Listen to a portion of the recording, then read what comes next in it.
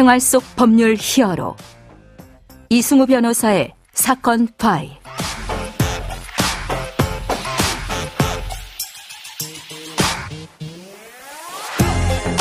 안녕하세요. 이승우입니다. 각종 사건 사고에서 여러분들을 구해드리겠습니다. 오늘 열어볼 사건 파일은 종교시설 재개발 관련 사건입니다.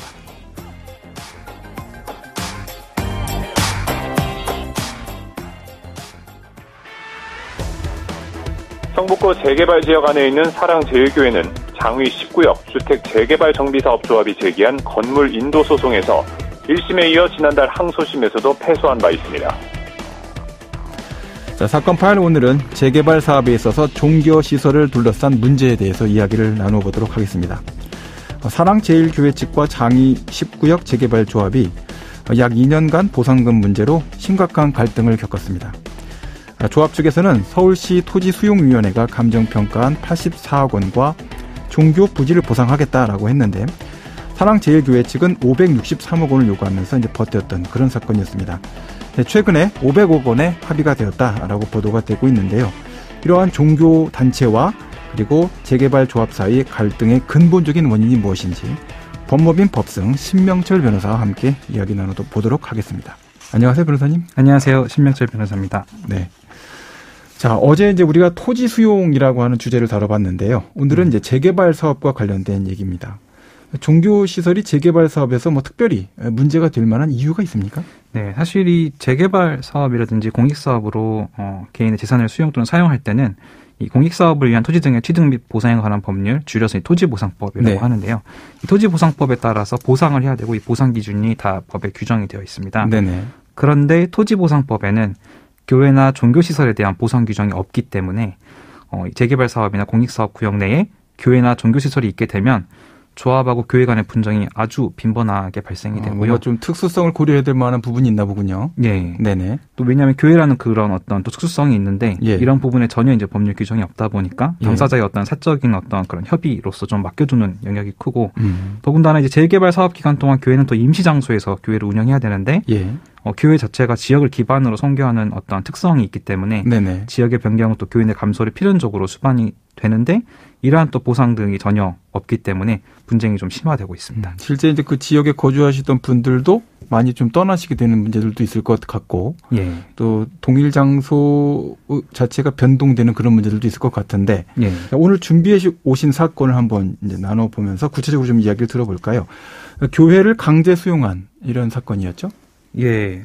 오늘 사건은 사실 저희 방송을 듣고 제보해 주신 제보를 받은 사건인데요. 네네. 현재 진행 중에 있는 사건입니다. 예, 예. 그래서 이 A교회라는 곳이 있는데요. 경기도에. 예. 이 A교회는 연건평 160평이고요. 예. 바닥 면적이 70평인 단독 3층 건물입니다. 네네. 그래서 이제 이 교회는 이 지역에서 40년간 같은 주소지에서 교회를 운영해왔고 예. 약 200명 정도의 이제 신도가 있었는데 네네. 이 교회의 소재지에 이제 재정비 촉진 구역 지정이 돼서 재개발 조합이 설립되게 됩니다. 예. 그런데 이제 이 조합은 교회한테 연건평 10평의 상가를 제공하는 것으로 분양 계약서를 통지하게 됩니다. 네네. 그래서 이제 200명의 신도가 있는 이 교회는 10평의 어떤 상가에서 예배를 드릴 수 없기 때문에 이것을 받아들일 수 없다라는 입장으로 좀 집회 시위를 하고 있고 조합 측에서는 절차에 따른 강제 집행을 하겠다를 예고한 상태입니다.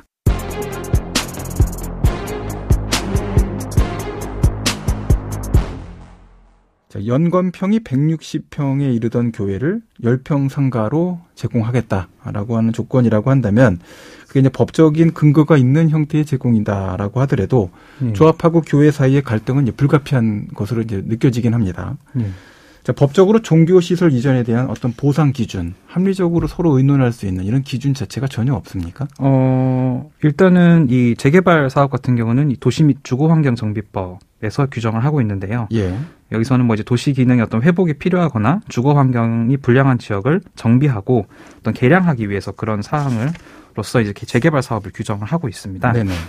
근데 이 도시정비법에 따르면 이 정비 사업을 한 사업 시행자가 토지나 물건 이런 것들이 필요할 때는 이제 토지보상법에 따라서 종교시설이나 관련 구역 내역의 이제 토지나 물건들을 사용할 수 있도록 규정을 하고 있는데 이 종교시설에 대한 보상 기준이 전혀 규정되어 있지 않습니다. 그래서 서울시 같은 경우에는 이제 이런 분쟁이 너무 많으니까 예. 자체적으로 종교시설 처리 방안을 제정을 해서 시행을 하고 있습니다.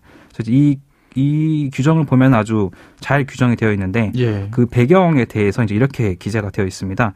종교시설의 경우에는 어떤 지역사회의 윤리적 규범 제시나 이런 공공성을 갖고 있음에도 불구하고 배려가 부족해서 촉진계획 수립 시 이런 종교시설에 대한 이전 대책이 없는 경우가 많다. 예. 그리고 또 종교시설 물품이 성물 등 가치가 큰 물품들이 많은데 보상가 산정할 때 합리적인 평가가 이루어지지 않고 종교용지 공급도 미흡한 점이 많다. 이런 배경을 먼저 제시를 하고요. 예. 그 보상 기준으로서는 종교시설의 경우에는 우선적으로 존치를 해라. 그런데 이전이 불가피하다면 대토라든지 아니면 현 종교시설의 실제 건물 연면적에 해당하는 건축 비용, 또 사업 기간 동안의 임시 장소, 이전 비용 등에 대해서 보상하는 즉 존치에 준하는 이전 계획을 수립하도록 그렇게 규정을 하고 있습니다. 네네. 그런데 이 규정은 서울시에서만 규정 중이고 또 규정 자체가 어떤 법적 구속력이 있는 법규가 아니라 내부 지침에 불과하기 때문에 종교시설 분쟁의 어떤 근본적인 해결책은 아닌 것으로 보고 있습니다. 결국은 이제 양자 간의 어떤 관행적 처리에 맡겨져 있다 이렇게 볼 수 있겠네요. 네, 맞습니다. 자, 그렇다면 변호사님께서는 이 제보받은 사건 앞으로 어떻게 이제 법적 절차가 진행될 것이다라고 전망하십니까?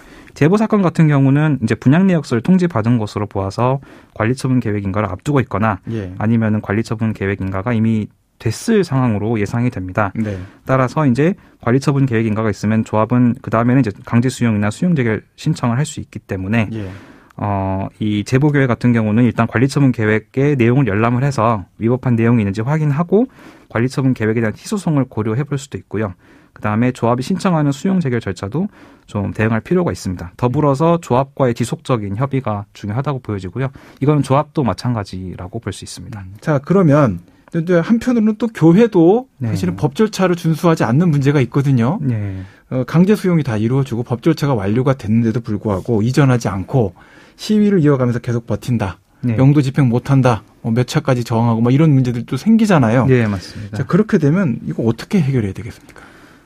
일단은 교회가 시위를 계속 이어가면서 버틴다면은 예. 조합이나 이런 사업 시행자는 도시정비법 63조에 따라서 이제 사업 구역 내 토지 및 물건 등의 권리 취득이 가능하게 되고 토지수용위원회에 이제 수용 재결을 신청할 수 있게 됩니다. 예. 그리고 이제 어떤 협의나 분양 계약이나 이런 게 성립되지 않아서 현금 청산자로 분류하게 된다면 예. 강제 수용도 좀 가능하게 된 것으로 보여집니다. 이제 그래서 재결이 나오면은 그걸 가지고 아마 민사상 강제 집행을 하게 될 것이고요. 그 다음부터는 강제 집행 절차인 명도나 인도나 이제 이런 절차들이 이어지게 되는데 계속 버틴다면 아무래도 물리적 충돌도 불가피하게 되고 양측에 또 커다란 피해가 생길 수 있어서 가급적이면 원만하게 해결되었으면 좋겠습니다. 네. 자, 그러면 오늘 사건에 담긴 법적 포인트를 한 줄로 정리하고 실제 법적 대응과 자문 이어가 보도록 하겠습니다.